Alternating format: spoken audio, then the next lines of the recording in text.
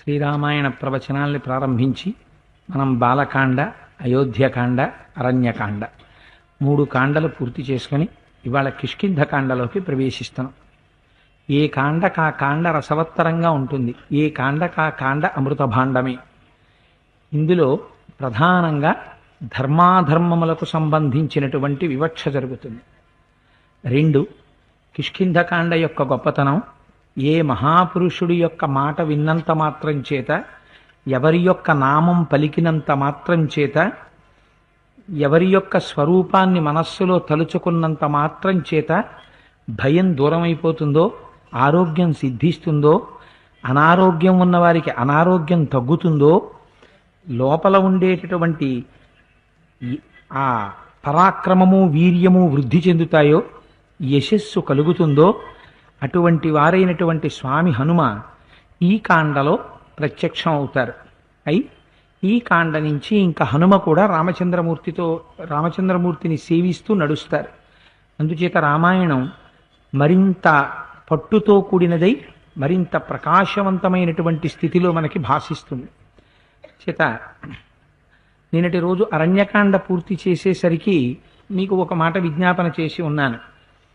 మహానుభావుడు ఆయన కబంధుడు తన యొక్క శాపం నుంచి విముక్తుడైనటువంటి వాడై తన పూర్వస్థితిని ధనువు అనబడేటటువంటి రూపంతో పొంది ఆ ఊర్ధ్వలోకాలకి, స్వర్గలోకానికి వెళ్ళిపోయే ముందు రామచంద్రమూర్తితో ఒక మాట అంటారు. రామా, నువ్వు ఆ పంపా సరోవర తీరంలో ఉండేటటువంటి అందములను అనుభవించి తీరాలి. ఎంత అందంగా ఉంటుందో ఆ మతంగ మహర్షి యొక్క ఆశ్రమాన్ని, ఆ శిష్యుల ఆశ్రమాన్ని, ఆ శబరిని ఒక్కసారి చూసి, ఆ శబరిని కృతార్థురాల్ని చేసి ఆవిడ యొక్క కోరిక తీర్చి, ఎందుకని రామచంద్రమూర్తి వస్తే ఆతిథ్యం ఇవ్వాలని ఆ తల్లి తన గురువులతో పాటుగా ఊర్ధ్వలోకములకు వెళ్లకుండా వేచి ఉన్నది.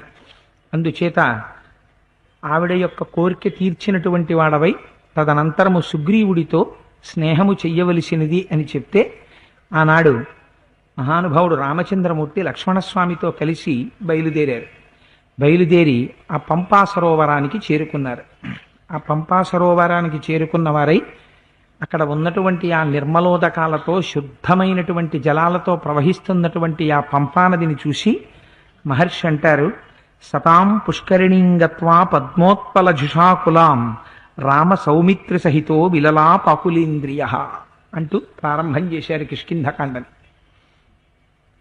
కిష్కింధకాండ యొక్క మొట్టమొదటి శ్లోకమే పంపా సరోవరంలో రామచంద్రమూర్తి అక్కడ ఉన్నటువంటి ఆ చేపల్ని, ఆ సరోవరంలో, ఆ నదిలో ఉన్నటువంటి పద్మములను దర్శనం చేయడంతో ప్రారంభమైంది. సతాం పుష్కరిణీంగత్వా పద్మోత్పల జుషాకులాం రామ సౌమిత్రి సహితో విలలా పాకులీంద్రియ. ఒక గొప్ప అందమైనటువంటి సరోవరం, అందులో అరవిరిసినటువంటి పద్మాలు, ఆ నీళ్లల్లో తళుకులీనుతూ పైకి ఎగురుతూ నీళ్లల్లో పడుతూ ఈదుతున్నటువంటి చేపలు, అంత అందమైనటువంటి సన్నివేశాన్ని చూశారు. సౌమిత్రి అంటే సుమిత్రా కుమారుడైనటువంటి లక్ష్మణుడితో కలిసి ఆ సరస్సు దగ్గరికి వెళ్ళారు. వెళ్ళిన తర్వాత ఇద్దరూ ఆ సరస్సు వంక చూశారు. చూస్తే ఇందాక చెప్పానే, చాలా అందంగా పద్మములతో ఆ సరస్సు కనపడింది. కనపడగానే రామచంద్రమూర్తి ఒక్కసారి పెద్ద పెట్టున బాధని పొందినటువంటి వారై కన్నుల నీరు కారుస్తూ దుఃఖాన్ని పొందారు. ఇది గమ్మత్తుగా ఉంటుంది మనకి. ఏంటంటే సరస్సుని చూసి ఏడవడం ఏమిటండి అని. సరస్సుని చూసి ఏడవడం అంటే ఒక మనిషికి ఉండవలసినటువంటి లక్షణాన్ని నిరూపిస్తున్నారు. మొన్నటి రోజున మీకు ఒక మాట చెప్పాను, నాతిచరామి అని. గృహస్థాశ్రమంలో ఉండేటటువంటి వ్యక్తికి ఎప్పుడెప్పుడు తాను ఒక హృద్యమైనటువంటి సన్నివేశాన్ని చూసినా, ఒక రమణీయమైనటువంటి దృశ్యాన్ని చూసినా, తన భార్య కూడా ఇది చూస్తే ఎంత బాగుండును అన్న తలంపు రావడం, లేదా ఆ కదిలేటటువంటి వస్తువులలో తన భార్యయే కనపడడం ఉత్తమమైనటువంటి లక్షణం. అందులో ఏ విధమైనటువంటి దోషం లేదు. తన భార్య అలా కనపడడం, అందున రాక్షసుల చేత అపహరింపబడినటువంటి తన భార్య గురించి వీరుడైనటువంటి ఒక భర్త నిరంతరము స్మరించి ఆవిడ్ని ఎలా రక్షించి మళ్ళీ తన పక్కకి చేర్చుకోవాలా అనేటటువంటి ఉద్విగ్నతని పొందడం, ఒక సాధు పురుషుడికి ఉండవలసినటువంటి, ఒక సరి అయినటువంటి పురుషుడికి ఉండవలసినటువంటి లక్షణం. అందుచేత ఆయనకి ఆ పద్మములు కనపడితే, అమ్మవారికి పద్మాననే, పద్మవూరు, పద్మాక్షి, పద్మసంభవే అని కదా పేరు. అందుకని సీతమ్మ తల్లి యొక్క ముఖం జ్ఞాపకానికి వచ్చింది. ఆ కదులుతున్నటువంటి చాపల్ని చూస్తే ఒక్కసారి సీతమ్మ తల్లి యొక్క నేత్ర సౌందర్యం జ్ఞాపకానికి వచ్చింది. ఇవి రెండు జ్ఞాపకానికి వచ్చి భోరున విలపించాడు ఆయన. విలపిస్తే లక్ష్మణమూర్తి పక్కనే ఉన్నారు. ఆ లక్ష్మణుడితో అంటారు, సౌమిత్రే శోభతే పంపా వైఢూర్యా విమలోదక పుల్ల పద్మోత్పలవతి శోభితాని విధైర్ద్రుమై. చూశావా లక్ష్మణ, ఎంత బాగుందో ఈ ప్రాంతం అంతా. ఈ చెట్లన్నీ కూడా విశేషమైనటువంటి పువ్వుల్ని పూసేశాయి. ఇవన్నీ చూస్తే ఎలా ఉందంటే, ఆ పువ్వులు పైనుంచి కింద పడుతున్నాయి. ఎక్కడ చూసినా పుష్పముల యొక్క గుత్తులు, ఆ గుత్తులేమో గాలి కటు ఇటు కదులుతున్నాయి. ఇది చైత్రమాసం కదా, ఈ చైత్రమాసంలో వనములన్నీ పుష్పములతో శోభించి ఉంటాయి. ఆ కిందకి పడుతున్నటువంటి పువ్వుల్ని, కదులుతున్న గుత్తుల్ని చూస్తుంటే వాయుదేవుడు ఎవ్వరికీ కనపడకుండా వచ్చి ఈ పులగుత్తులతో ఆడుకుంటున్నాడా అని అనిపిస్తోంది. కొన్ని బంతుల్ని పైనుంచి కిందకి విసురుతున్నాడా అని అనిపిస్తోంది. చూసావా, పైనేమో పెద్ద పెద్ద పూలగుత్తులు, ఆ చెట్లకేమో తీగలు అల్లుకునున్నాయి. అల్లుకున్నటువంటి తీగలు పైకి వెళ్ళిన తర్వాత పెద్ద పెద్ద పువ్వుల్ని పుష్పించాయి. చూడడానికి ఎంత అందంగా ఉందో చూసావా లక్ష్మణ. నాకు ఇవన్నీ చూస్తుంటే సీత నా పక్కన లేదు అన్న విషయం జ్ఞాపకానికి వచ్చి నేను విహ్వలుడని అవుతున్నాను, నా స్వస్థతని కోల్పోతున్నాను అన్నారు. ఎందుచేత ఈ మాట అన్నారంటే, మనకి శాస్త్రంలో ఒక విచిత్రమైనటువంటి సంకేతం ఉంది. ఎప్పుడెప్పుడు తీగ గురించి చెప్పినా స్త్రీకి పోలుస్తారు, ఎప్పుడెప్పుడు ఒక పెద్ద వృక్షం గురించి చెప్పినా పురుషుడికి పోలుస్తారు. ఎందుకని అంటే, ఆ చెట్టుని అల్లుకుని తీగ పెరుగుతుంది. చెట్టుని అల్లుకుని తీగ పెరుగుతుంది కనుక, ఆధారం ఇస్తాడు కనుక, భరిస్తాడు కనుక, అదే తీగ నేలపాలైపోతే అన్ని పువ్వులు పుయ్యడానికి అవకాశం ఉండదు. లేదా ఏ జంతువో తొక్కేస్తుంది, ఇంకొక జంతువు ఏదో తినేస్తుంది. కానీ అలా కాకుండా ఆధారం ఇస్తాడు కనుక భర్తని చెట్టుతో, అల్లుకున్న తీగని భార్యతో పోలుస్తారు. బహుశః ఆ అల్లుకున్నటువంటి తీగతో కూడినటువంటి చెట్టుని చూడడంలో కూడా రామచంద్రమూర్తికి సీతమ్మ జ్ఞాపకానికి వచ్చి ఉండవచ్చు. ఎందుచేతనంటే శ్రీగుణరత్న కోశంలో పరాశర భట్టర్లు ఒక మాట అంటారు, మాకెప్పుడైనా శ్రీ మహావిష్ణువు ప్రత్యక్షమైతే, మాకెప్పుడైనా లక్ష్మీదేవిని స్తోత్రం చేస్తే, మాకొక్క లక్ష్మీదేవి కావాలని కానీ, మాకొక్క శ్రీ మహావిష్ణువు కావాలని మేము ఎప్పుడూ అడగం.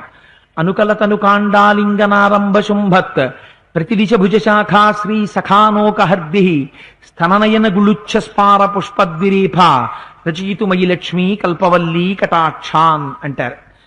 అమ్మవారి యొక్క బాహువుల చేత గట్టిగా ఆలింగనము చేసుకోవడం చేత పెద్ద పెద్ద పువ్వుల వంటి, ఫలముల వంటి అమ్మవారి యొక్క స్తనములు స్వామి యొక్క శరీరమునకు గట్టిగా నొక్కుకున్నటువంటి ఆ దివ్యమంగళమైనటువంటి స్వరూపము ఏదైతే ఉందో, అటువంటి పురుష ప్రకృతులతో కూడినటువంటి స్వరూపము మా నేత్రముల ముందు భాసిల్లి మమ్ము ఉద్ధరించుగాక. తప్ప మాకు ఒక్క అమ్మవారో ఒక్క అయ్యవారో మాకు అక్కర్లేదు, మాకు ఇద్దరూ కలిసిన స్వరూపమే కావాలి అంటారు. అందుచేత చెట్టు కల్లుకున్నటువంటి తీగ బహుశಃ రామచంద్రమూర్తికి తన పక్కన లేని సీతమ్మని జ్ఞాపకం చేసి ఉండొచ్చు. పశ్య రూపాణి సౌమిత్రే వనానాం పుష్పశాలినాం సృజితాం పుష్పవర్షాణి తోయం తోయముచామివ. మేఘాలు ఎవ్వరూ అడగకుండానే వచ్చి ఆకాశంలో వర్షాన్ని వర్షిస్తాయి. అలాగే ఈ చెట్లు చూడు లక్ష్మణ, పుష్పాల్ని వర్షిస్తున్నాయి. ఇవి చెట్ల లేకపోతే పుష్పాల్ని వర్షించే మేఘాలా అని నాకు అనుమానం వస్తోంది. ఎలా వర్షిస్తున్నాయో చూడు. ఈ ప్రాంతం అంతా పుష్పములతో నిండిపోయి ఉన్నది. అన్నిటికన్నా నాకు బాధ కలుగుతున్న విషయం ఏమిటో చెప్పమంటావా లక్ష్మణ అని అడిగి ఆయన అంటారు, మత్త కోకిల సన్నార్థై నర్త ఎన్నివ పాదపాన్ శైలకందర నిష్క్రాంత ప్రగీత ఇవచానిల. ఈ విషయాన్ని మీరు అర్థం చేసుకుంటే రాముడు ఎంత సుకుమారమైనటువంటి హృదయం ఉన్నవాడో ఆవిష్కరించడానికి మీకు నేను మొట్టమొదటి రోజునే చెప్పాను. వాల్మీకి మహర్షి గమ్మత్తుగా మాట్లాడతారు తప్ప రాముడు ఇలాంటి వాడు, లక్ష్మణుడు ఇలాంటి వాడు ఆయన ఏం చెప్పరు. రాముడు అంటారు, ఇక్కడ లక్ష్మణ నాకు అరణ్యంగా ఉందా లేకపోతే ఇది ఏమైనా ఒక కొత్త విచిత్రమైన ప్రదేశమా అని అనుమానం వస్తోంది. ఎందుచేతనంటే ఆ గుహలోంచి వస్తున్నటువంటి గాలి ఒక విచిత్రమైనటువంటి ధ్వని చేస్తోంది. ధ్వని చేస్తూ ఆ గాలి వస్తుంటే చెట్లనన్నిటినీ కదుపుతోంది. ఆ గాలి కదుపుతుంటే కోకిల, మదించినటువంటి కోకిల మామిడి చెట్ల మీద కూర్చుని ఆ గున్న మామిడి చెట్ల మించి పాట పాడుతోంది. ఈ మూడింటిని చూస్తే నాకేమనిపిస్తోందో తెలుసా లక్ష్మణ? ఒక గొప్ప నృత్య కార్యక్రమం జరుగుతోంది అనుకోండి, ఒక శోభానాయుడు గారి నాట్య ప్రదర్శన అన్నారనుకోండి, మనందరం వెళ్ళి కూర్చుంటాం. తీరా తెర తీసిన తర్వాత మొదట ఏం ప్రారంభం అవుతుంది? మొట్టమొదట ప్రారంభమయ్యేది శోభానాయుడు గారి వేదిక మీదకి రారు. అంబా పరాకు దేవి పరాకు అని మొట్టమొదట స్తోత్రంతో ప్రారంభమవుతుంది. అమ్మవారిని స్తోత్రం చేసి పాటతో ప్రారంభమవుతుంది. పాట ప్రారంభం చెయ్యగానే వేదిక మీదకి వచ్చి నమస్కారం చేసి ఆ నృత్యం చేసేటటువంటి వారు నృత్యం చేయడం మొదలు పెడతారు.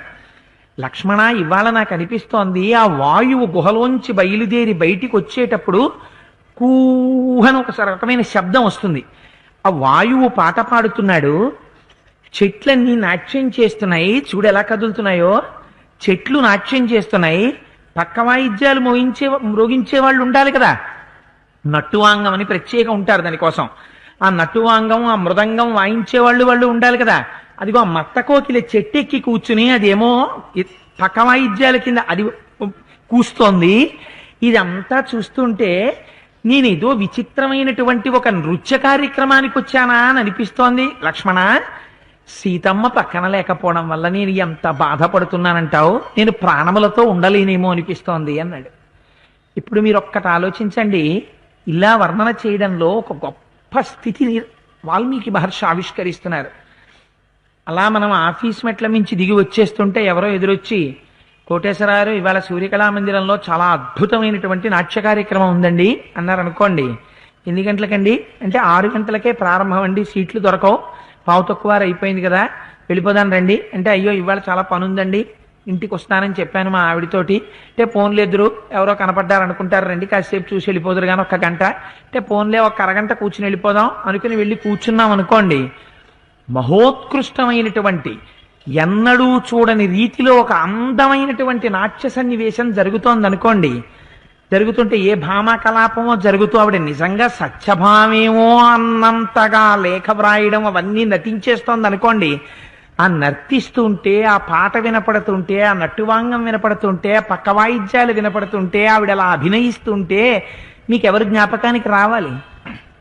అయ్యయ్యో పాపం, దానికి చెప్పలేదు, దానికి ఎంత ఇష్టమో ఇవన్నీని, భామా కలాపం ఇవి, పిచ్చిదానికి చెప్పుంటే అది కూడా వచ్చేసిను, దానికి చెప్పలేదు, నాకు తెలియలేదు ముందు అని బాధ ఎక్కడ రావాలి? తన భార్య జ్ఞాపకానికి రావాలి. అంతేకాని అమ్మయ్య గొడవ వదిలిపోయింది, హాయిగా నాట్యం చూస్తున్నాను అని అనుకోవడమా భర్తృత్వం? తన భార్య జ్ఞాపకానికి వచ్చి తాను పొందుతున్న సుఖాన్ని తన భార్య పొందలేకపోతోందని విలపించడం భర్తృత్వమా? ఏది భర్తృత్వం అంటే, తాను పొందుతున్న సుఖంలో తన భార్య పాలు పంచుకోలేకపోయిందని విలపించినటువంటి భర్త యొక్క హృదయములో భార్య ఎంతగా స్థానమును ఆక్రమించి ఉన్నదో చెప్పకుండా చెప్పడం. అంత స్థానాన్ని స్త్రీ ఎలా ఆక్రమించింది అంటే, రామచంద్రమూర్తితో అంతగా అనుగమించి వచ్చి అంత అందమైన సన్నివేశమైన దాన్ని తాను అనుభవించలేడు ఒక్కడు. ఎందుకు అనుభవించలేడు? పక్కన తనని అనుగమించి సర్వకాలముల యందు తన మనస్సుకి ప్రీతికరంగా ప్రవర్తించగలిగినటువంటి సౌహార్ద్రమున్న భార్య లేదు కనుక. ఇది ఇప్పుడు ఎవరిని, ఇద్దరి యొక్క శీలాలను ఎలా ఆవిష్కరిస్తోంది? ఇద్దరి యొక్క శీలాల్ని అంత అందంగా ఆవిష్కరిస్తోంది. ఇదిరా దాంపత్యం అంటే. అలా బ్రతకడం దాంపత్యం రా. ఒక అందమైన వస్తువుని, ఒక అందమైన సన్నివేశాన్ని చూసినప్పుడు పక్కన భార్య లేదని పరితపించిన భర్త అలా పరితపించేటట్టుగా, భర్త బాధపడేటట్టుగా భర్త యొక్క మనస్సుని దోచుకుని ఆయన యొక్క హృదయంలో స్థానాన్ని సంపాదించుకున్నది భార్య. అటువంటి వారిని భార్యాభర్తలు అనాలి, అటువంటి వారిని దాంపత్యం అనాలరా. ఇదిరా సీతమ్మ యొక్క గొప్పతనం, ఇదిరా రామచంద్రమూర్తి గొప్పతనం అని పైకి అనకుండా, అరణ్యములో నిజంగా చెట్లు నాట్యం చేస్తున్నాయా, కోయిల పక్క వాయిద్యాలు వాయిస్తోందా, ఈ భావన ఉన్నవాడికి తాను అనుభవించకపోవడమే బాధ ఎందుకు అంటే మళ్ళీ పక్కనే సీతమ్మ తల్లి లేదన్న బాధ వెంటాడుతుండడం. ఇది రామచంద్రమూర్తి యొక్క సౌశీల్యాన్ని ఆవిష్కరిస్తుంది అని అక్కడ ఉండేటటువంటి ఆ చెట్లని, ఆ పక్షుల్ని, ఆ కలకూజితాల్ని, ఆ నీటిని, అందులో ఉన్నటువంటి పద్మాల్ని చూసి ఆయన అంటారు, ఒక విచిత్రమైన మాట అంటారు రామచంద్రమూర్తి. పశ్య లక్ష్మణ నృత్యంతం మయూరముపనృత్యతి శిఖిని మన్మధాత్తైష భక్తారం గిరిశానుషు. లక్ష్మణ లక్ష్మణ ఒక్కసారి అలా చూడు, అదిగో ఆ కొండ మీద ఎలా ఆడుతోందో చూడు మగనెమలి. మగనెమలి పురి విప్పి నాట్యం చేస్తుంది. మగనెమలి నాట్యం చేస్తుంటే ఆడనెమలి దాన్ని అనువర్తిస్తుంది, దాని చుట్టూ తిరుగుతుంది. ఎందుకని? శాస్త్రంలో ఆడనెమలి పురి విప్పదు. అందుకని మగనెమలి పురి విప్పి నాట్యం చేస్తుంటే ఆడనెమలి దాని చుట్టూ తిరుగుతుంది పరమ సంతోషంగా. ఎందుకంత సంతోషం ఆడనెమలికి? మగనెమలి అంత ఆనందించి సంతోషించి పురివిప్పి నాట్యం చేసేటటువంటి సమయంలో దాని కన్నుల వెంట పడేటటువంటి బాష్ప బిందువుల్ని ఆడనెమలి గ్రహించి తీసుకుని గర్భాన్ని ధరిస్తుంది. నెమలికి భౌతిక సంపర్కం లేదు.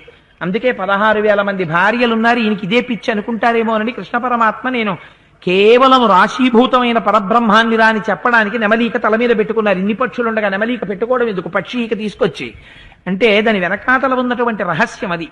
అందుచేత చూడు లక్ష్మణ, ఎలా ఆడుతోందో ఆ మగనెమలి. హాయిగా అది చక్కగా అడుగులు తీసి అడుగులు వేసి, మన జీవితంలో మనం ఎన్నో చూసేశాం అనుకుంటాం. నిజంగా మన జన్మలో ఎప్పుడైనా చూశామా? ఒక అరణ్యంలో ఒక సాయంకాలం వేళ ఒక మగనెమలి పురి విప్పి రమణాశ్రమానికి వెడితే ఆశ్రమం మీద ఉండేటటువంటి నెమలి ఇలా పురి విప్పేటప్పటికే కెమెరాలట్టుకుని సిద్ధం. అంతే, అది ఆ పురిని మూసేస్తుంది. దాన్ని అనుభవించేవాడు ఉండడు. అది కనబడగానే నువ్వు వెళ్ళక్కడి నుంచి ఫోటో తీసి, ఏమిటో పిచ్చి నాకు అర్థం కాదు, దాన్ని అనుభవిద్దామన్న తాపత్రయం ఉండదు. ఆ మగనెమలి చక్కగా ఆ పురి విప్పి, నిజంగా నెమలి అడుగులు వేస్తూ ఆ పురి విప్పి, ఏమిటి ఇంత బరువా అనిపిస్తుంది మనకి. అంత పురి విప్పుతుంది. ఆ విప్పడంలో కూడా గమ్మత్తు ఏమిటంటే, విప్పి మధ్యలో ఉన్న భాగాన్ని ముందుకు తోస్తుంది, మళ్ళీ మధ్యలో ఉన్న భాగాన్ని వెనక్కి తీస్తుంది. తీసి దాన్ని ఆల్చిప్పలా చేస్తుంది, ఓ పళ్ళెంలా చేస్తుంది, ఓ చిన్న గిన్నెలా చేస్తుంది, ఓ చిన్న వృత్తంలా చేస్తుంది. ఆఖరికి అంతటినీ కలిపి చటుక్కని తీసేసి ఓ చిన్న ముద్దలా చేసేసి తోకలా చేసుకుని కామ్గా నడిచి వెళ్ళిపోతుంటుంది. అలా మగనెమలి విప్పి ఆడుతుంటే ఆడనెమలికి ఎంత సంతోషమో, ఆ ఆడనెమలి దాని చుట్టూ తిరుగుతూ ఉంటుంది. లక్ష్మణ లక్ష్మణ చూడు ఎలా ఆడుతోందో మగనెమలి, దాని చుట్టూ ఆడనెమలి చూడు ఎలా అడుగులేస్తోందో. తామేవ మనసా రామాం మయూరోప్యుపధావతి నితత్య రుచిరో పక్షో ఋతై అపహసన్నివ. చూసావా, ఆ రెక్కలు విప్పుతూ ఆ మగనెమలి అందంగా ఆడుతుంటే ఆడనెమలి దాని చుట్టూ తిరుగుతూ శబ్దం చేస్తోంది. శబ్దం చేస్తుంటే మగనెమలి దాని వంక చూసి నవ్వుతోంది. అవును, నేను ఆడుతున్నానని ఇంత ఆనందంగా నా చుట్టూ నువ్వు తిరుగుతున్నావా అని ఆడనెమలి శబ్దం చేస్తుంటే ఆ శబ్దం విని పరమ సంతోషంగా నవ్వుతూ తన చుట్టూ తిరుగుతున్నటువంటి ఆడనెమలి కాళ్లల్లో కాళ్ళు పడకుండా అందంగా అడుగులేస్తుంటే ఆడనెమలి ఆశ్చర్యంగా ఆనందంగా దాని చుట్టూ తిరిగి చప్పుడు చేస్తోంది. అవునులే, ఎందుకాడవు? మయూరస్య వనేనూనం రక్షసాన హృతా ప్రియ తస్యాన్ నృత్యతిరంజేషు వనేషు సహకాంతయ. అవునా, మగనెమలి భార్య ఆడనెమల్ని రావణాసురుడు ఎత్తుకుపోలేదుగా, ఎన్నాట్లయినా ఆడతాయి. ఏమిటి బాధ? అంత నెమలి పురివిప్పి ఆడుతుంటే ఆడనెమలి పక్కనుంటే సంతోషించకూడదా? వెంటనే ఈ మాట అంటారు. అవును, ఎందుకు ఆడదు? ఎందుకు ఆనందాన్ని అనుభవించగలుగుతున్నాయి? పక్కన భార్య ఉంది కనుక. నేనెందుకు అనుభవించలేను? నా భార్య లేదు కనుక. ఎంత గొప్ప మాట చూడండి. ఇది భార్య గురించి లేకి ఏడుప, భార్యకి భర్తలో గుండెల్లో గుడి కట్టి పూజించినటువంటి పూజ. ఏదా భావన? ఇది ఆర్షధర్మంలో ఉన్నటువంటి గొప్పతనం. ఒక్క మన సంప్రదాయంలో భార్య అంటే నీడ. ఆ భార్య పక్కన లేకపోతే ప్రయత్నపూర్వకంగా భర్త సుఖాన్ని కూడా అనుభవించడు. తను లేదు కదండి అంటాడు. అందుకని ఆ భార్య పక్కన ఉండడం, కలిసి ఆనందం అనుభవించడం ఎంత సంతోషమో. అలా జీవితాన్ని పంచుకుంటారు. ఇద్దరిగా కనపడి ఒక్కరిగా బతుకుతారు వాళ్ళు. అందుకని ఈ మాట రామచంద్రమూర్తిని అంటారు. లక్ష్మణ, చూసావా నాకెంత శోకం కలుగుతోందో. మయి భావోహి వైదేహ్య తత్వతో వినివేశిత మమాపి భావ సీతాయాం సర్వదా వినివేశిత. లక్ష్మణ, నాకు సీతమ్మకి ఇద్దరికి రెండు మనస్సులు లేవు. సీతమ్మ మనస్సు సీతమ్మకి, నా మనస్సు నాకు ఉంటే ఈ ఇబ్బంది లేకపోను. ఉన్నమాట చెప్పేనా లక్ష్మణ, నా మనస్సు సీతమ్మ దగ్గర ఉంటుంది, సీతమ్మ మనస్సు నా దగ్గర ఉంటుంది. అందుకని మా ఇద్దరికీ కలిపి ఉన్నది ఒక్కటే మనస్సు. ఆ ఒక్క మనస్సు ఆనందించాలంటే ఇద్దరం ఒకరి పక్కనొకరం ఉండాలి. అలా లేకపోవడం చేత ఇవాళ ఆ మనస్సు ఆనందపట్టలేదు. చైత్రమాసం కదా, వసంత ఋతువు కదా, సీతమ్మ కూడా ఇటువంటి సన్నివేశాలనే చూస్తుంటుంది. మగవాణ్ణి నేనే ఇంత బాధపడుతున్నానంటే సీతమ్మ ఎంత బాధపడుతోందో లక్ష్మణ. ఎంత అందమైన మాటో చూడండి. ఒక్క భారతీయ సంప్రదాయంలో, మన ఆర్షధర్మంలో, మన వైదిక ప్రక్రియలో మనం ఒక్క అందమైన పని చేస్తాం. సుముహూర్తం అంటే పాణిగ్రహణం అన్నా చేయిస్తారు, జీలకర్ర బెల్లం అన్నా పెట్టిస్తారు, మంగళసూత్రం అన్నా కట్టిస్తారు. ఎందుకు అంటే ఏది చేసినా దాని వెనకాతల ఒక అందం ఉంటుంది. మంగళసూత్రం ఇక్కడే కడతారే, ఇక్కడ కట్టడమే, ఇక్కడ కట్టకూడదా, ఈ చేతికి కట్టకూడదా, కాలుకి కట్టకూడదా, ఎక్కడ కట్టకూడదు అంటే ఈ కింద ఉండేటటువంటి శరీరము యొక్క అధోభాగములకన్నింటికి ఆజ్ఞ శిరస్సులోంచి వస్తుంది. ఈ శిరస్సులోంచి వచ్చేటటువంటి ఆజ్ఞల్ని ఈ కిందనున్నటువంటి అవయవాలు పాటిస్తూనే ఉంటాయి. అంతేకాని నువ్వెన్నాళ్ళు చెప్తావు మేము ఎన్నాళ్ళు వింటాం, నువ్వు చెప్పింది మేము చెయ్యం అని అనవు ఎప్పుడు జీవితంలో. అది చెప్తే వినడమే. అలా భర్త పైన ఉంటాడు, భార్య కింద ఉన్నటువంటి కర్మేంద్రియాల్లా సర్వకాలములయందు భర్త భార్యని అనుగమించి నడుస్తుంది మన సంప్రదాయంలో. అందుకే వాళ్ళిద్దరూ ఒకటిగా ఉంటారు. ఇది చెప్తే ఇది చేయకపోవడం అన్నది ఉండదు. అందుకే ఇక్కడ మంగళసూత్రం కట్టి ఇక్కడ మూడు ముళ్ళు వేయిస్తారు. అక్కడే పార్వతీ పరమేశ్వరుల యొక్క పాద ద్వంద్వం ఉంటుంది. దాని మీద మూడు ముళ్ళు పడుతున్నప్పుడు ముడిముడికి బొట్టు పెట్టి మూడు ముళ్ళు వేయిస్తే ఆ పార్వతీ పరమేశ్వర అనుగ్రహం కలిగితే వాళ్ళు కూడా ఆదర్శ దంపతులై 10 మందికి అన్నం పెట్టి వాళ్ళ జీవితాల్ని సార్థకత చేసుకునేటటువంటి దంపతులు అవుతారు అని నమ్మి మనం ఇక్కడే కట్టిస్తాం తాళి. అలాగే పాణిగ్రహణం, ధర్మపత్నిగా స్వీకరిస్తున్నానని తన చేతితో అవతల వారి చెయ్యిని స్వీకరిస్తాడు. కాదు జీలకర్ర బెల్లం. ఎందుకు జీలకర్ర బెల్లం పెట్టడం అంటే జీలకర్ర బెల్లం పెట్టుకుంటే ఇద్దరి మనస్సులు ఒకటవుతాయి, ఇద్దరు ఒక మార్గంలో నడుస్తారు. అందుకని మనం కోరుకునేది ఎప్పుడైనా ఏం కోరుకుంటామంటే వివాహంలో ఇద్దరుగా పీటల మీద కూర్చున్నవారు. అందుకే తెర ఉన్నంతసేపు ఎదురెదురుగా కూర్చుంటారు, తెర తీసేస్తే పీటల మీద పక్క పక్కన కూర్చుంటారు. అప్పటి వరకు ఆయన పూజ చేస్తే ఆయన అక్షతలు నీళ్లు వదులుతాడు, ఈవిడ పూజ చేస్తే ఈవిడ అక్షతలు నీళ్లు వదిలింది. ఇప్పుడు ఆయన చేతిలోకి అక్షతలు ఆవిడ వేస్తే ఈయన నీళ్లు పోసి వదిలిపెట్టేస్తాడు. ఇద్దరూ కలిపి చేస్తారు. ఏ క్రతువు చేసినా ఆవిడ చేసేవన్నీ ఈయన కోసమే. అలా ఒక్కటిగా నడవడం చూపిస్తుంది.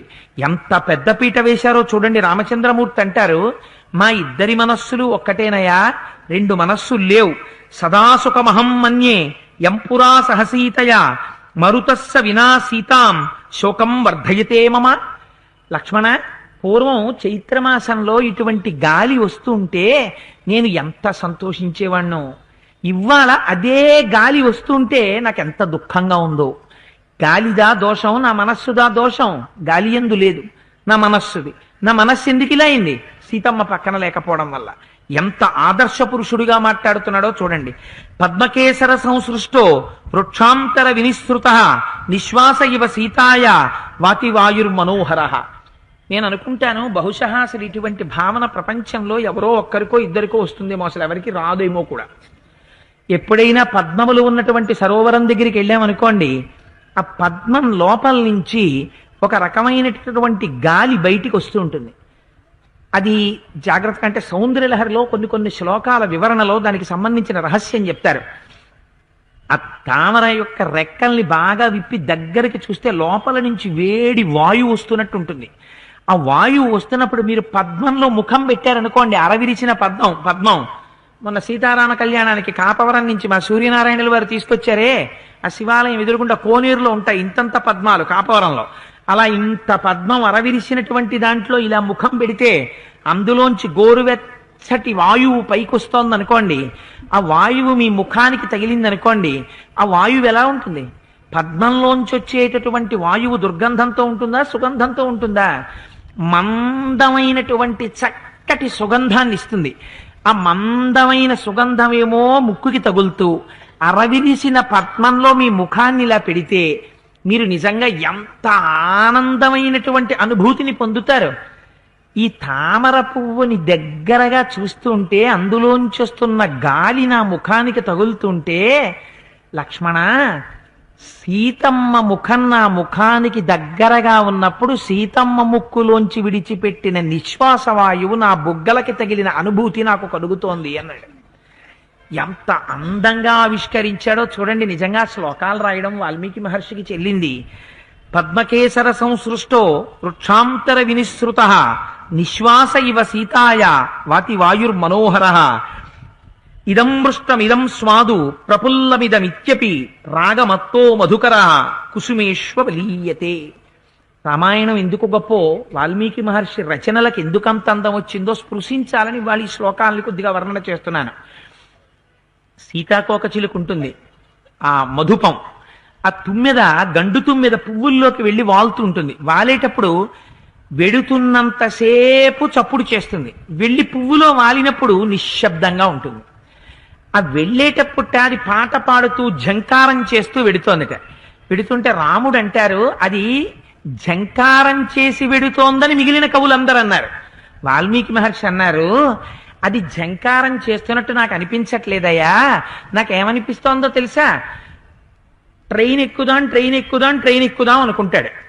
ట్రైన్ ఎక్కిన తర్వాత సీటు దొరికితే చాలు, సీటు దొరికితే చాలు, సీటు దొరికితే చాలంటాడు. తీరా రైలు వచ్చిన తర్వాత జనరల్ కంపార్ట్మెంట్ అంతా ఖాళీగా ఉందనుకోండి, ఎక్కగానే ఎక్కడో అక్కడ చోట కూర్చున్నవాడిని నాకు చూపించండి, ఒక్కనాటికి కూర్చోడు. వాడు ఏం చేస్తాడంటే ముందు అటు పరిగెడతాడు, ఇక్కడ కూర్చుందాం ఇక్కడ కూర్చుందాం అంటాడు. ఆ తర్వాత భార్య అంటుంది కాదు కాదు ఇలా రండి, ఇక్కడ కిటికీ పక్కన 2 సీట్లు ఖాళీ అంటుంది. ఆయన అంటాడు లేదు ఇక్కడ ఖాళీ అంటాడు. కాదు కాదు ఇక్కడ కుర్చీలు బాగున్నాయి, కొంచెం ఆ పేడు అది చాలా అందంగా ఉంది, ఇక్కడికి వచ్చేసేయండి, డోర్ కూడా దగ్గరగా ఉందంటుంది. అంటే మళ్ళీ భర్త అటు పరిగెడతాడు, పిల్లలు ఈలోగా అటు పరిగెడతారు. ఖాళీగా ఉన్నది దొరికితే మనస్సు ఒప్పుకోదు. ఇక్కడ బాగుంది ఇక్కడ బాగుంది ఇక్కడ బాగుందని పరిగెత్తినటువంటి మనుషుల్లా భ్రమరములు ఝంకారం చేస్తున్నాయంట లేదు మహర్షి.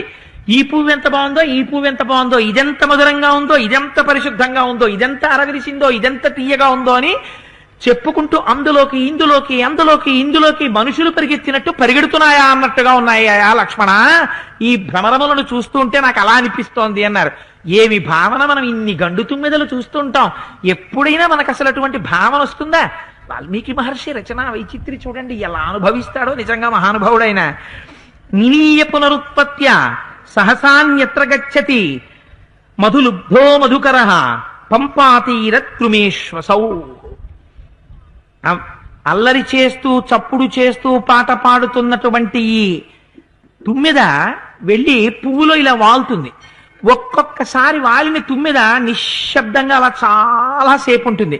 అది కూడా మీరు నిజంగా గమ్మత్తు గమనించాలి. 2 రెక్కలు మెల్లగా విప్పుతుంది, మెల్లగా కప్పుతుంది, మెల్లగా విప్పుతుంది, మెల్లగా కప్పుతుంది, అలా ముందుకు వంగుతుంది, అలా ఉంటుంది, అలా ఉంటుంది. మీరు అనుకుంటారు ఇంకా ఉంటుంది అనుకుంటారు, గబక్కని లేచిపోతుంది. ఎందుకు లేచిపోతుందో మీరు కనిపెట్టలేరు. ఎప్పుడు లేచిపోతుంది పువ్వులోంచి మీరు చెప్పలేరు. అలా చాలా బాగుంది చాలా బాగుందని పువ్వులో పడుకున్న తుమ్మిద హఠాత్తుగా లేచిపోతోంది చూసావా లక్ష్మణ, అది మాత్రం ఎవరూ కనిపెట్టలేరు. ఎప్పుడు ఆ పువ్వులోంచి పైకి లేస్తుందో ఎవరూ చెప్పలేరు. ఎంత అందంగా ఉందయా ఈ సన్నివేశం. ప్రకృతిలో ఉండేటటువంటి విషయాల్ని గమనించి పరవశించిపోయే హృదయం ఉంటే గడ్డి పువ్వు మీద వాలుతున్నటువంటి తుమ్మెదల యొక్క గుంపుల్ని చూస్తూ కూర్చున్నా ఆ మనస్సు ఆనందపడిపోతుంది. లోపల ఉంటే కదా బయట ఆనందించడానికి. రమయతి ఇతి రామః, అందరినీ ఆనందింపచేసేవాడు, తాను ఆనంద స్వరూపుడైనవాడు. అందుకని ఆయన ఎక్కడున్నా ఆనందమే ఉంటుంది. అందుకని ఇవన్నీ చూసి రాముడు అంటాడు ఇవన్నీ ఉన్నాయి కానీ లక్ష్మణ, నా మనస్సు మాత్రం ఎంత మాత్రం ఆనందంగా లేదు. ఎందుకో తెలుసా? వీటన్నిటికీ పక్కన ఒక ముక్తాయింపు ఉండాలి. ఎంత బాగానో పప్పు వండారు, ఎంత బాగానో కూర వండారు, ఎంత బాగానో పచ్చడి చేశారు, అన్నిటిలోనూ ఉప్పేయడం మర్చిపోయారు. ఏమిటి ఉపయోగం? అలా స్మిత హాస్యాంతరయుతం గుణవన్ మధురం హితం వైదేహ్యా వాక్యమతులం కదా శ్రోష్యామి లక్ష్మణ. ఇలాంటప్పుడు సీతమ్మ నా పక్కనుండి అప్పుడప్పుడు హాస్యం ఆడుతూ, అప్పుడప్పుడు నాకు హితమైన మాటలు మాట్లాడుతూ, హాస్యమాడినా నాకు మంచి మాట చెప్పినా ఆవిడ నోటి వెంటొచ్చినటువంటి మాట మధురాతి మధురమైన మాటలతో కూడినటువంటి ఈ సన్నివేశాన్ని చూస్తేనే నాకు సంతోషంగా ఉంటుంది. అంటే ఇప్పుడు ఏమైంది? అన్నీ ఉన్నా ఉప్పు లేని పప్పులా ఈ కళ్ళతో ఎన్ని చూసినా ఈ చెవుల్లో సీతమ్మ మాటలు పడితేనే ఈ కళ్ళతో చూసిన దానికి అందం. ఇక్కడ సీతమ్మ మాట వినపడకపోతే వీటితో ఎన్ని చూసినా నేను అనుభవించలేను లక్ష్మణ, నాకు ఆనందం లేదు. అందుకు నువ్వేం చేస్తావో తెలుసా? ఏమర్థమైపోతోంది? సీతమ్మ లేకుండా నేను జీవించలేను. అందుకు నేను చేస్తావు? గచ్చ లక్ష్మణ పశ్యత్వం భరతం భాతృవత్సలం నహ్యహం జీవితం శక్తస్తామృతే జనకాత్మజాం. సీతమ్మని విడిచి నేను ఉండలేను, అందుకని నా శరీరం పడిపోతుంది, నువ్వు తొందరగా అయోధ్యకు వెళ్ళిపో, భరతుణ్ణి పట్టాభిషేకం చేసేసుకోమని మాట్లాడితే ఆయనకి బాధ ఎక్కువ కలిగినప్పుడల్లా ఈ మాట చెప్తూ ఉంటాడు, లక్ష్మణాన్ని వెళ్ళిపో అని. లక్ష్మణాన్ని వెళ్ళిపో అనేంత వరకు ఆయన ఊరుకుంటాడు, ఆయన ఏమండో, ఆయనే పొందుతాడులే స్వస్థత అని ఊరుకుంటాడు. లక్ష్మణాన్ని వెళ్ళిపో అనేటప్పటికి ఆయన ఉలిక్కి పడతాడు, ఆయన వెళ్ళలేడు. అందుకని ఆయన వెంటనే ధర్మాన్ని బోధించడం మొదలు పెడతాడు. ఆయన అంటాడు, స్మృత్వా వియోగజం దుఃఖం త్వజ స్నేహ ప్రియేజనే అతి స్నేహ పరిష్వంగా దత్తిరార్థాపి దహ్యతే. అనయా నీకొక్క మాట చెప్పనా? స్నేహం ఉండవలసిందే, ప్రేమ ఉండవలసిందే, కానీ మరీ ఇంత పిచ్చి ప్రేమ అనుకో అన్నయ్య, భరించడం కష్టం. ఈ మాట రాముడు అన్నాడని మనం ఇంత సాగ తీసుకోక్కర్లేదు, ఓహో నాలుకలు పీకేసుకోక్కర్లేదు. ఇలాగా ఏమిటండి రాముడు కూడా అలా అండమా అండి అని బెంగ పెట్టేసుకుని ఇలా పెదవులు లాగేసుకుని నాలుకలు లాగేసుకుని అనక్కర్లేదు. ఎందుచేతనంటే మనమ్మాయే అత్తవారింటికి వెళ్ళి మొట్టమొదటిసారి పురిటికి మన ఇంటికి వచ్చింది అనుకోండి, వచ్చిన దగ్గర నుంచి ఆయన ఈ పాటికి లేచి ఉంటారు, ఆయన ఈ పాటికి మొహం కడుక్కుంటారు, ఆయన ఈ పాటికి టిఫిన్ తింటారు. పాపం నేను లేను కదా ఎక్కడికి వెళ్ళి టిఫిన్ తింటారో, ఆ దిక్కుమాలనాడేమో 8 అయితే ఇడ్లీ అయిపోయింది అంటాడు, ఈయనేమో అనుష్ఠానం అవి ఇవి అని పాపం 8ంటికి వెళ్ళి ఉంటారు. పిచ్చి ఆయనకి ఇల్లు తుడుచుకోవడం కూడా సరిగ్గా రాదు అని, అమ్మ స్నానం చేయవే అన్న తర్వాత స్నానం చేసి వచ్చి దేవుడికి దండం పెట్టుకోవే అంటే ఆ పూజ గదిలోకి వెళ్ళొచ్చి పాప ఆయన ఏం పూజ చేసుకున్నారో ఏమిటో, పూలు వాడు వచ్చాడో లేదో అని, అన్నం తినవే అంటే అన్నం దగ్గర కూర్చుని అటు తిరిగి కళ్ళు ఒత్తుకుని పాప ఆయన ఏం తిన్నారో ఏంటో అందనుకోండి. కాసేపు ఆగి మనం ఏమంటాం? ప్రేమ ఉండవలసిందే, కానీ విషయ నువ్వు మరీ ఇలా విర్రెట్టుకో కుస్మా, మంచిది కాదు, కడుపులో ఉన్న బిడ్డకి మంచిది కాదు. చేత నువ్వు సంతోషంగా ఉండు, మాకు ఉన్నారు మొగుళ్ళు, మేము పురుళ్ళు వసుకున్నాం, ఏమిటిది అంటలా మీ అందరు అన్నవాళ్ళు కారు, మీ అందరూ అంటే విన్నవే కదా నేను చెప్పింది, నేను అనడానికి అవకాశం ఏం లేదు అలాగా. అందుకని ఎంత అందంగా అన్నాడో చూడండి లక్ష్మణుడు. బాగా తడిసిపోయినటువంటి ఒత్తి నీటి చేత చాలా ఎక్కువ తడిసిపోయింది అనుకో అన్నయ్య, అదే ఆ నూనెలో విపరీతంగా తడిసిపోయినటువంటి ఒత్తి అనుకోది, అది ఆ తడి కాని కొద్దిగా తగిలితే అంటుకోని దానిలా మరీ ప్రేమ ఎక్కువైపోయినా ఏమవుతుందంటే దానివల్ల స్వస్వరూపం చెడిపోతుంది. అందుచేత మరీ అంత పిచ్చి ప్రేమ పనికిరాదన్నయ్యా, దీన్ని ప్రేమించవలసిందే, ఇంకంతకన్నా పాపం ఏమంటాడు. అందుకని అన్నయ్య మరీ ఇంత ప్రేమ, యది గచ్చతి పాతాళం తతో యదికమేవవా సర్వదా రావణస్తావా న భవిష్యతి రాఘవ. అన్నయ్య నువ్వు గుర్తు పెట్టుకో, నీకు ఇంత దుఃఖమునకు కారణమైనటువంటి రావణాసురుడు స్వర్గలోకానికే వెళ్ళని పాతాళలోకానికి వెళ్ళి దాక్కోని ఒకవేళ మళ్ళీ తన తల్లి కడుపైనటువంటి దితి కడుపులో దూరిపోని వాణ్ణి మాత్రం వదిలిపెట్టను, చంపి తీరుతానన్నయ్య. నువ్వు ఈ దుఃఖాన్ని మాత్రం విడిచిపెట్టు. దుఃఖాన్ని పొందావా ఉత్సాహం నశించిపోతుంది. నిజంగా ఎంత గొప్ప మాట చెప్పాడో చూడండి. మనిషికి విపరీతమైనటువంటి దుఃఖం కలిగితే దానివల్ల మొదట కలిగేటటువంటి క్లేశం ఉత్సాహం నశించిపోతుంది. ఉత్సాహం ఎప్పుడైతే నశించిపోయిందో, ఉత్సాహో బలవాన్నార్య నాస్తుత్యాహత్పరం బలం స్వోత్సాహస్యాస్తి లోకేస్మిన్ నకించిదపి దుర్లభం. నాకు అనిపిస్తుంది అసలు ఈ సర్గలో ఉన్నటువంటి కొన్ని శ్లోకాలు, లక్ష్మణమూర్తి చెప్పిన శ్లోకాలు, ఈ శ్లోకాల్ని 10th క్లాస్లో ఇంకా ఎగ్జామినేషన్కి ఫస్ట్ టైం పాపం వాళ్ళు పబ్లిక్ ఎగ్జామినేషన్కి పెడతారు. 7th క్లాస్ కామన్ ఎగ్జామినేషన్ అంత లెవెల్లో ఉండదు కాబట్టి 10th క్లాస్ పబ్లిక్ ఎగ్జామినేషన్కి వెళ్ళేటటువంటి పిల్లలకి ఈ సర్గలో లక్ష్మణుడు చెప్పినటువంటి కొన్ని శ్లోకాల్ని తీసి కూర్చోపెట్టి ఆ పిల్లలకి చెప్తే నిజంగా అంతకన్నా సైకలాజికల్ ట్రీట్మెంట్ ఇంకోటి ఉండదు. పిల్లలు పరీక్ష పేపర్ని ఎలా హ్యాండిల్ చెయ్యాలో, ఎంత సంతోషంగా బయలుదేరాలో, ఎలా వెళ్ళాలో ఆ ఉత్సాహం ఎలా పోగొట్టుకో. ఎందుకంటే తెలిసి తెలియని వయస్సులో ఇంకా విరిసి విరియని మొగ్గల్లాంటి పిల్లలు అపీర్ అయ్యే ఫస్ట్ పబ్లిక్ ఎగ్జామినేషన్ అది. చాలా మంది భయం చేతనే సరిగ్గా రాయలేరు, స్మృతి కోల్పోయి. దాన్ని తొలగించడానికి నిజంగా ఈ శ్లోకాలు ఎంత అద్భుతంగా పనికొస్తాయో. ఒక గొప్ప ప్రిస్క్రిప్షన్ లాంటిది. ఆయన అంటాడు, ఉత్సాహో బలవాన్నార్యానాస్తుత్యాహత్తరం బలం స్వోత్సాహస్యాస్తి లోకేస్మిన్ నకించిదపి దుర్లభం. అన్నయ్య, ఉత్సాహం ఉంటే ప్రపంచంలో సాధించలేనిది అన్నది లేదు. ఉత్సాహం కాని పోయిందా, తన లోపల ఎంత శక్తి ఉండని అంత నిద్రాణమైపోతుంది దుఃఖం చేత, భయం చేత. అందుకని అప్పుడు తను చెయ్యవలసిన పని ఇంకా జ్ఞాపకానికి రాదు, స్మృతి పోతుంది. స్మృతి పోకుండా ఉండాలంటే ఉత్సాహం ఉండాలి. ఇప్పుడు ఇదేమిటి, నేనెందుకు చేయలేను, ఎవరు వాడు, ఎక్కడ కొట్టబోతాడు, నేను తెచ్చుకుంటాను నా భార్యని. నువ్వు లోకైక వీరుడివి, నువ్వేమిటన్నయా ఇలా దుఃఖపడ్డాం? ఇలా దుఃఖపడితే నీలో ఉన్న ప్రతిభ బయటికి వస్తుందా? ప్రతిభ బయటకి రావడం అనేటటువంటి మార్గాన్ని మూసేసేటటువంటిది దుఃఖం, శోకం, భయం. ఈ కవాటమునకు అడ్డుపడే వాటిని తీసేయాలి. తీసేస్తే అటువంటి వాడికి సోత్సాహస్యాస్తి లోకేస్మిన్ నకించిదపి దుర్లభం. ఈ లోకంలో దుర్లభం అన్నది లేదు, వాడు సాధించి తీరుతాడు. మీరు అందుకే ఒక్కొక్కసారి చూడండి, మామూలుగా మీరు క్లాస్ టీచర్ని వెళ్ళి అడిగితే ఈ పిల్లాడికి తప్పకుండా అమ్మ 90 మార్కులు వస్తాయని చెప్పినటువంటి పిల్లలకి 60 మార్కులు వస్తాయి. ఒక్కొక్కరు 60 మార్కులు తెచ్చుకునేటటువంటి పిల్లలు 80 మార్కులు తెచ్చుకునేటటువంటి వాళ్ళు చాలా మంది ఉన్నారు. ఇది టీచర్స్కి బాగా అనుభవంలో ఉంటుంది. అమ్మా దుర్గాదేవి గారు, అది ఎందుకని జరుగుతుంది అంటే, విన్నటువంటి విషయాన్ని ఒక్కొక్కడికి ఆ సమయంలో ఈశ్వరానుగ్రహంగా ఉత్సాహం పొటమరిస్తుంది. వాడు ఎప్పుడు అన్ని ప్రశ్నలు తెలిసినవి కనపడతాయని వాడు అనుకోలేదు. వాడు అదృష్టం, వాడు కళ్ళతో ఇలా పేపర్ చూసేటప్పటికి 6 ప్రశ్నలు వాడికి గుర్తున్నవి టక్కన కనపడ్డాయి. అంతే, ఉత్సాహం బయటకు వచ్చేస్తుంది. అమ్మయ్య రాసేద్దాం మొదలెట్టేస్తాడు. మొదలెట్టేసేటప్పటికి ఇంతకు ముందు లీలగా ఉన్నవి కూడా ఉత్సాహంలో గబగబా జ్ఞాపకానికి వస్తాయి. 100కి 95 తెచ్చుకోవాలి, 96 తెచ్చుకోవాలి, లేకపోతే నాన్నగారు ప్లాస్టిక్ వైరెట్టుకుని ఉరేసేస్తారు, అమ్మ చీపురు కట్టెట్టి కొట్టేస్తుంది, మేనమామ గదిలో పెట్టి తిట్టేస్తాడు. ఇంత భయంతో రేపు పొద్దున్న టీచర్లు ఏమ్మా నీకు రాలేదా 98 మార్కులు అని అడుగుతారు, మా నాన్నగారు తొలం చేసుకుంటారు, మా అమ్మ తొలం చేసుకుంటుంది. ఇంత tension leads to worry, worry leads to fear, fear leads to blockage, blockage leads to then failure of remembrance at least results in a total disastrous failure.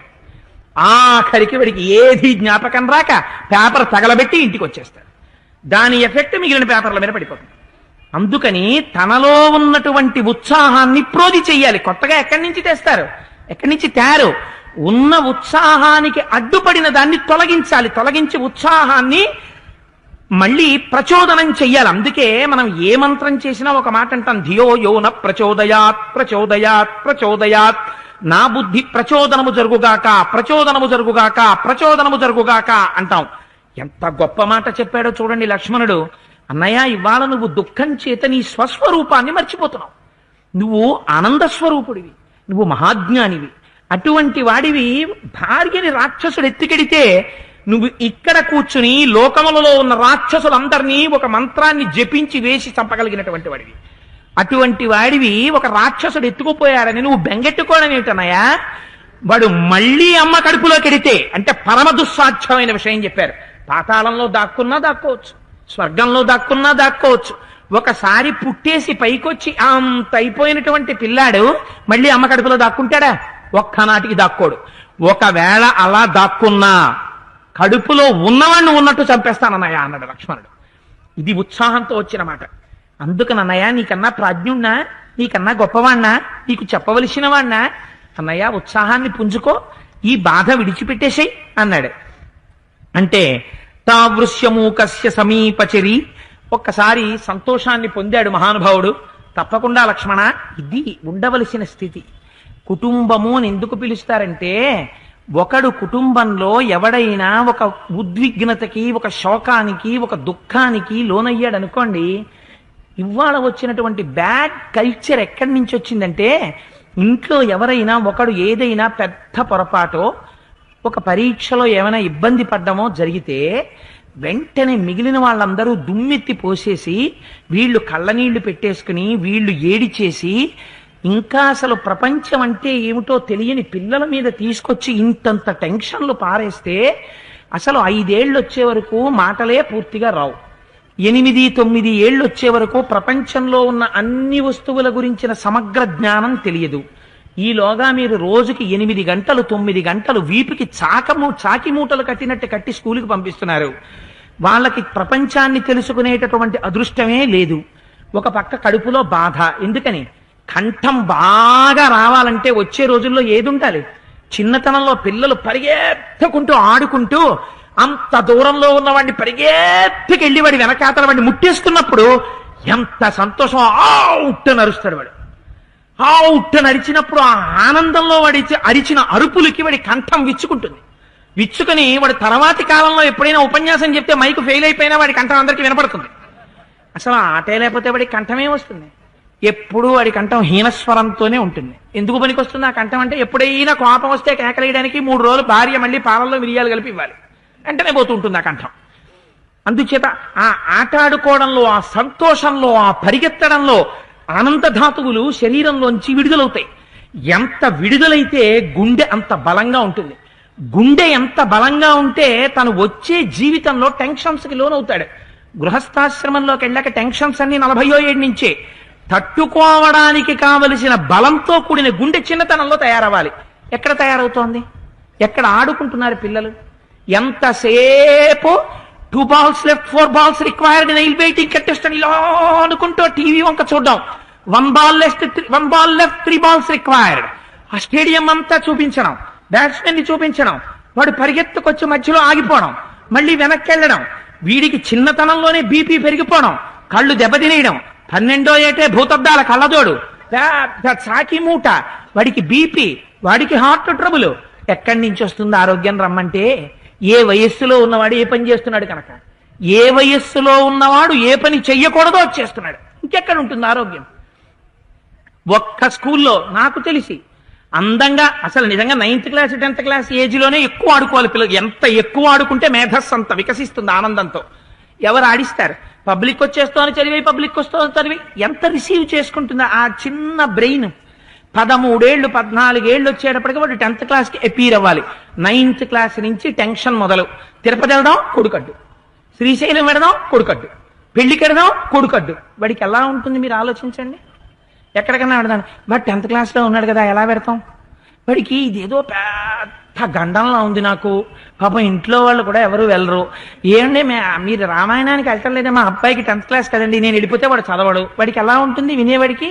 నేను దొంగని, పోలీసాడు కూర్చున్నట్టు మా అమ్మ కూర్చుంటే నేను చదువుతాను, లేకపోతే నేను దౌర్భాగ్యుడిని, నేను చదువుకోను.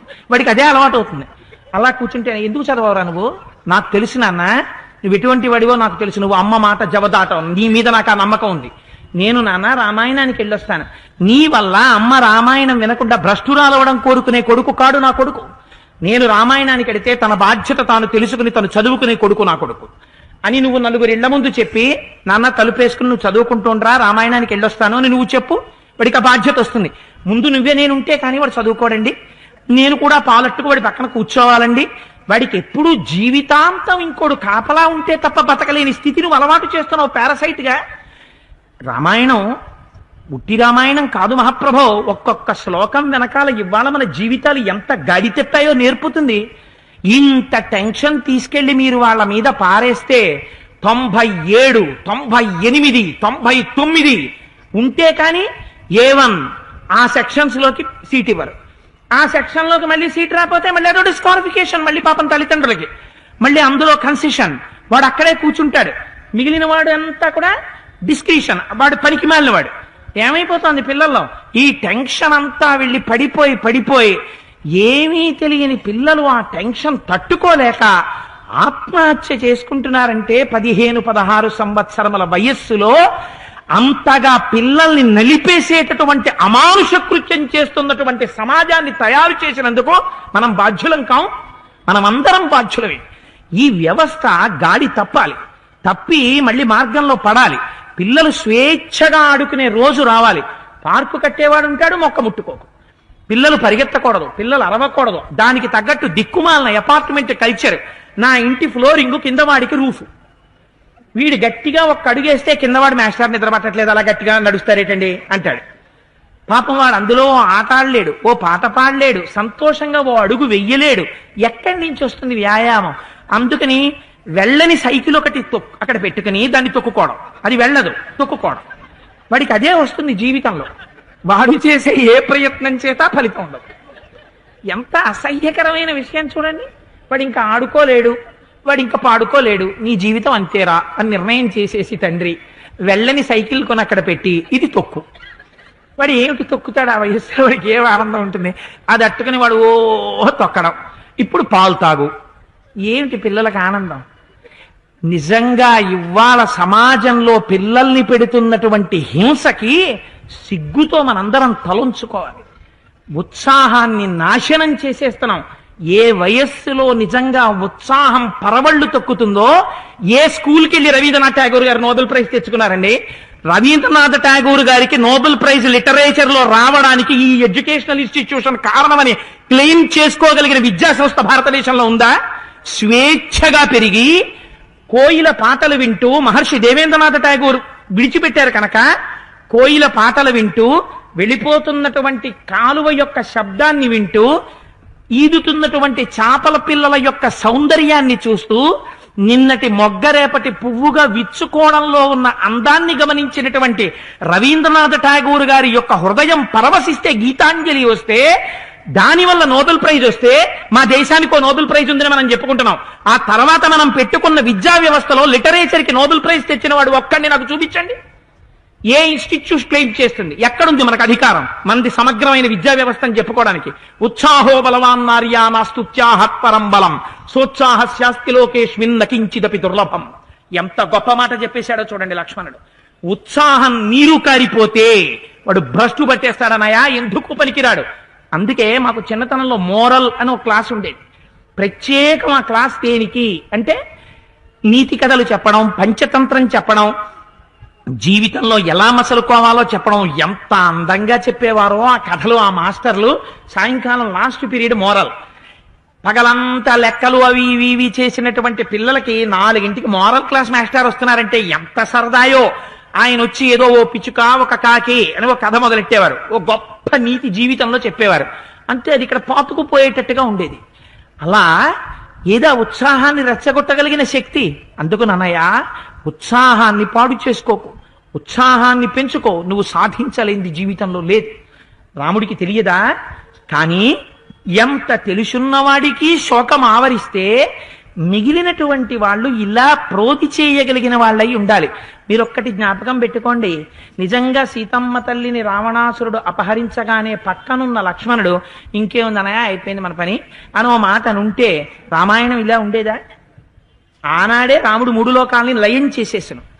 పక్కనున్నవాడు, తోడ పుట్టినవాడు ఎలా ప్రవర్తించాలో నేర్పింది మనకి శాస్త్రం. ఇంట్లో ఉన్నవాళ్ళు దేనికి అంటే, ఒకడికి ఆపదొచ్చినప్పుడు తీసుకెళ్లి వాడి నెత్తి మీద మట్టి పోసేసి వాడి మీద కారం జల్లేసి వాడిని అల్లరి పెట్టేయడానికి కాదు, మాటలతో ఉపశాంతి కల్పించి మళ్ళీ వాడిని మార్గంలో నడిపించడానికి. అందుకని ఇంత అందమైన మాట చెప్తే ఇద్దరు బయలుదేరి ఆ ఋష్యమూక పర్వత శిఖరముల వైపుకి నడుస్తున్నారట. నడుస్తుంటే ఆ ఋష్యమూక పర్వత శిఖరముల మీద నుంచి సుగ్రీవుడు చూశాడు కిందకి. చూస్తే రామచంద్రమూర్తి లక్ష్మణుడు కలిసి నడిచొస్తున్నారు.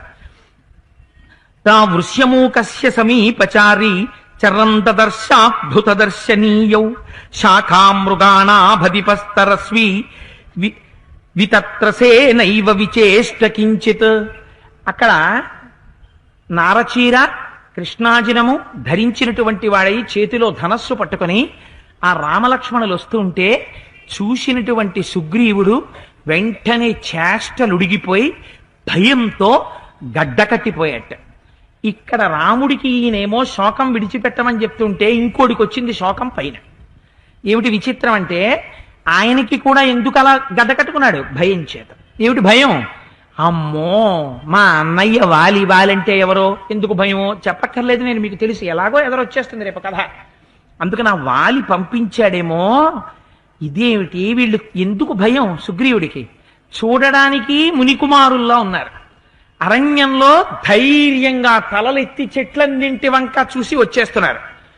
చేతిలో చూస్తే కోదండాలున్నాయి, వెనక చూస్తే అక్షయ బాణ తుణీరాలున్నాయి. కాబట్టి చేతిలో ఆయుధాలతో వస్తున్నారంటే ఏం చెయ్యాలి? చంపడానికి వస్తున్నారు.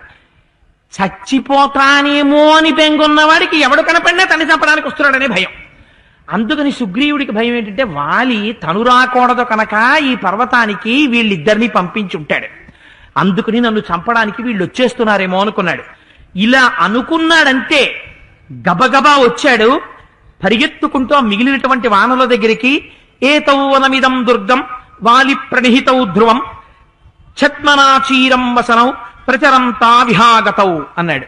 చూశారా, ఎవరో ఆ నారచీర కట్టుకున్నటువంటి ఇద్దరు వీరులు వచ్చేస్తున్నారు, వాళ్ళు నన్ను చంపడానికే వచ్చుంటారు, రండి పారిపోదాం అన్నాడు. అని వెంటనే తన దగ్గరున్నటువంటి 4 వానర వీరులతో కలిసి ఎక్కడికి పారిపోతాడు? ఆ ఋష్యమూక పర్వతం మీదే ఉండాలి, ఆ మతంగ మహర్షి యొక్క ఆశ్రమం దగ్గరే ఉండాలి. అక్కడికి ఒక్క చోటికే వాలి రాలేడు. కానీ భయంలో ఉన్నాడు. అందుకని ఏం చేస్తున్నాడు? ఈ శిఖరం మించి ఆ శిఖరం మీదకి, ఆ శిఖరం మించి ఈ శిఖరం మీదకి, ఈ శిఖరం మించి ఆ శిఖరం మీదకి దూకుతూనే ఉన్నాడు. దూకుతున్నాడు కానీ వాళ్ళు వచ్చేస్తున్నారేమో అని మళ్ళీ ఇలా కిందకి చూస్తూనే ఉన్నాడు. వాళ్ళిద్దరు ఇటే వచ్చేస్తున్నారా అని. ఇలా వీళ్ళు ఎగిరి దూకుతుంటే అక్కడ ఉన్న చెట్ల కొమ్మలన్నీ విరిగిపోతున్నాయి, పువ్వుల కొమ్మలు. పెద్ద పులులు, సింహాలు, ఏనుగులు ఇవన్నీ భయపడిపోయి దిక్కులకి పరిగెడుతున్నాయి. వీళ్ళు గెంతుతున్నారు. గెంతాడు ఓ చోట కూర్చున్నాడు. కూర్చున్న తర్వాత చుట్టూ 4 మంత్రులు కూర్చున్నారు. కూర్చున్న తర్వాత హనుమ అన్నారు, ఎందుకు ఇలా గెంతుతున్నావు నువ్వు అని అడిగారు. అడిగి మహానుభావుడు కదా ఆయన యోగి పుంగవుడు. హనుమ ఒక మాట మాట్లాడారంటే మీరు జ్ఞాపకం పెట్టుకోండి, లోకం ఉద్ధరింపబడిపోయిందని గుర్తు. బాలకాండలో, అయోధ్యకాండలో, అరణ్యకాండలో మన మనస్సుని సంస్కరింపచేసి హనుమ ఎక్కడ మాట్లాడినా అది చచ్చేటటువంటి వాణ్ణి కూడా ఆ భయాన్ని తీసేస్తుంది. హనుమ మొట్టమొదటి మాట ప్రారంభం చెయ్యడమే కిష్కింధకాండలో చచ్చిపోతానేమో అని బెంగెట్టుకున్నటువంటి వాడికి ఉన్నటువంటి భయాన్ని తీసేయడంతో మొదలు. అందుకని ఏమిటి దాని అర్థం? ఇంకిక్కడి నుంచి రామాయణం వినడం ఎక్కడికి తీసుకెడుతుంది? అన్నిటికన్నా పెద్ద బెంగ ఏంటి?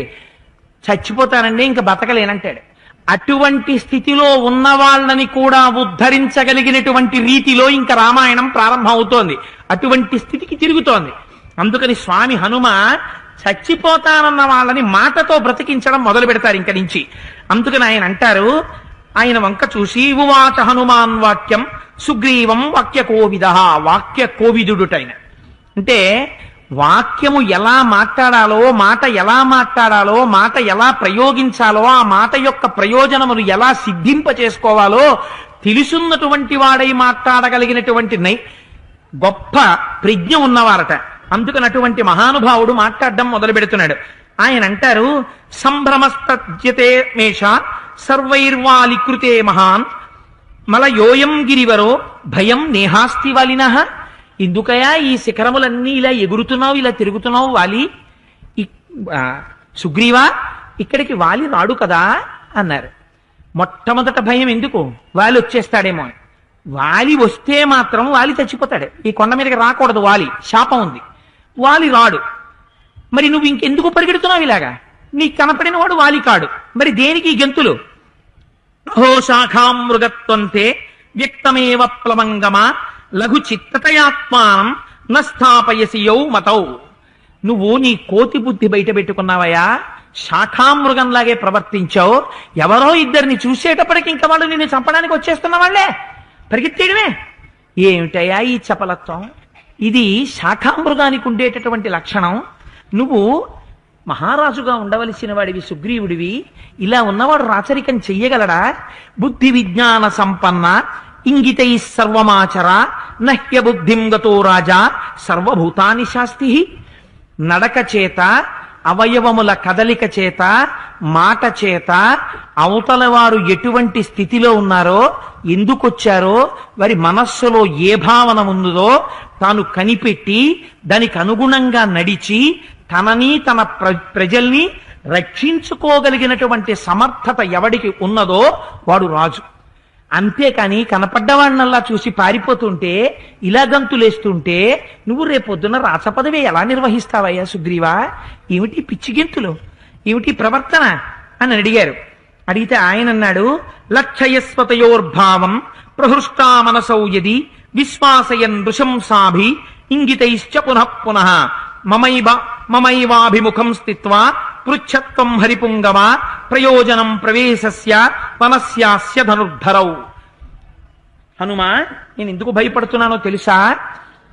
రాజులైనటువంటి వారు చాలా గూఢంగా ప్రవర్తిస్తూ ఉంటారు.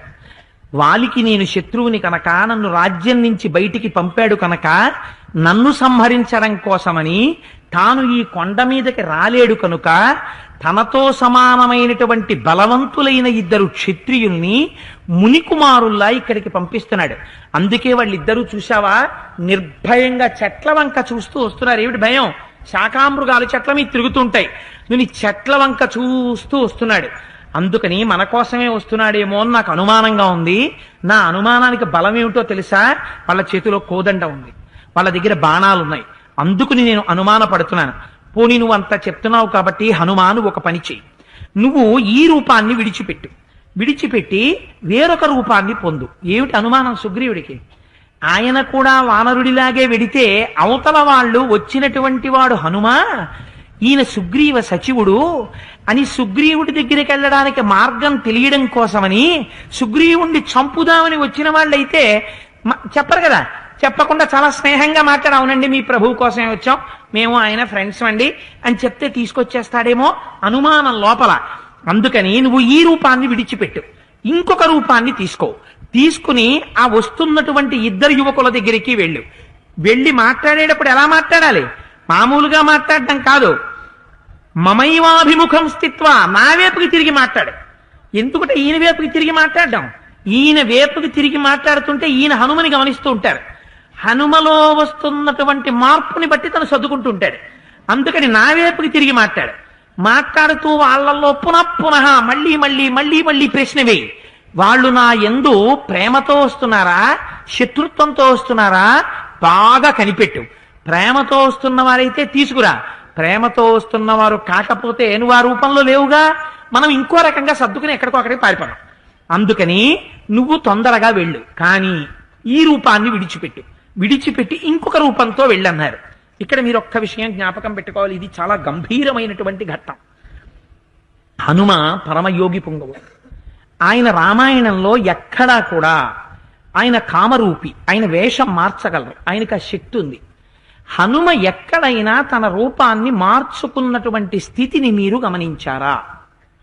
హనుమ ఎక్కడా మార్చరు. తన స్వరూపాన్ని సుందరకాండలో మాత్రం పిల్లంత వారుగా మారారు. ఎందుకు మారారు అంటే అన్వేషణం చేస్తున్నారు కనుక తన స్వరూపాన్ని తగ్గించారు తప్ప అవతల వారి మనస్సులో ఉన్నటువంటి భావాన్ని కనిపెట్టడం కోసమని తాను ఒక మాయాస్వరూపాన్ని పొందడం అన్నది హనుమ జీవితంలో లేదు. అలా ఉంటే శఠుడు అంటారు. అవతల వారిలో ఉన్న హృదయాన్ని కనిపెట్టడానికి తాను మాయారూపంతో వెడుతున్నాడంటే ముందు మోసం ఎక్కడుంది? ఇక్కడుంది. అది హనుమ యందు ఉంటుందా? ఉండదు, ఉండకూడదు. అటువంటి హనుమ వేరు రూపంతో వెళ్ళమని ప్రభువు చెప్తున్నాడు. ఇప్పుడు ప్రథమ కర్తవ్యం ఏమిటి? ముందు తన ప్రభువు శాంతి పొందాలి, తన ప్రభువు సుఖపడాలి. అమ్మయ్యా హనుమ వెడుతున్నారని చెప్పి తన ఆనందం పొందాలి. ప్రభువుకి ఆనందం కల్పించడం కోసమని ఆయన వానర రూపాన్ని విడిచిపెట్టి భిక్షు రూపాన్ని పొంది కపిరూపం పరిత్యజ్య హనుమాన్ మారుతత్మజ భిక్షురూపం తతో భేజే శఠబుద్ధి తయా కపి. శఠబుద్ధితో బయలుదేరారన్నారు.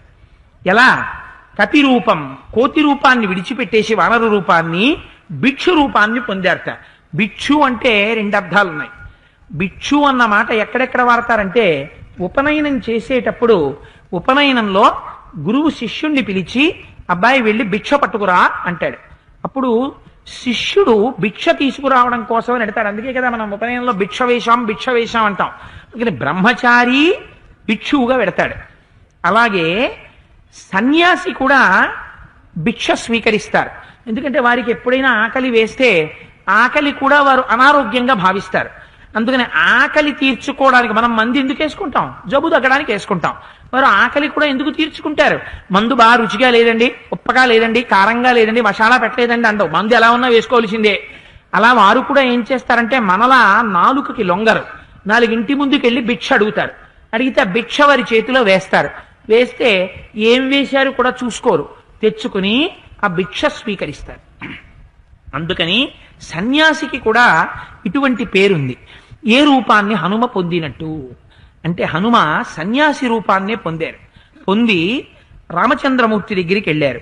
తతస్స హనుమాన్ వాచ శ్లక్షణయా సుమనోజ్ఞయ వినీతవదుపాగమ్య రాఘవౌ ప్రణిపత్య చ అభభాషే తదా వీరౌ యథావత్ ప్రశంసచ. ఇక్కడ మీరు గమనించవలసినటువంటి ఒక అందమైన రహస్యం ఒకటి వాల్మీకి మహర్షి ఇక్కడ చెప్పేస్తున్నారు.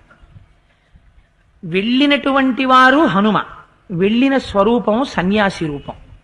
ఎదురుగుండా కనపడినటువంటి వారు రామలక్ష్మణులు. రామలక్ష్మణులు ఇద్దరు గృహస్థాశ్రమంలో ఉన్నవారు. ఎలా తెలుస్తుంది గృహస్థాశ్రమంలో ఉన్నారని? యజ్ఞోపవీతం బట్టి తెలిసిపోతుందిగా. బ్రహ్మచారి అయితే 3 పోగులే ఉంటాయి. యజ్ఞోపవీతాన్ని బట్టి తెలిసిపోతుంది గృహస్థాశ్రమంలో ఉన్నవాళ్ళని. గృహస్థాశ్రమంలో ఉన్నవాడికి ఎదురుగా ఎవరు వెళ్ళారు? సన్యాసి వెళ్ళారు. ఇప్పుడు ఎవరెవరికి నమస్కారం చెయ్యాలి?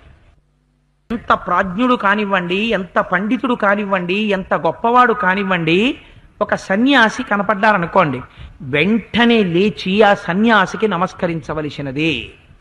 సన్యాసి అంటేనే అంత గొప్ప స్థితి అది. ఎందుకంటే మనం అందరం ఏది విడిచిపెట్టలేకపోతున్నామో దాన్ని వారు విడిచిపెట్టారు కనుక వారికి అంత పెద్దపీట వేసింది శాస్త్రం. సంసారమును వారు విడిచిపెట్టారు. అందుచేత సన్యాసికి గృహస్థు నమస్కారం చేస్తాడు. కానీ ఇక్కడ ఎవరు ఎవరికి నమస్కారం చేశారు? హనుమ సన్యాసి రూపంలో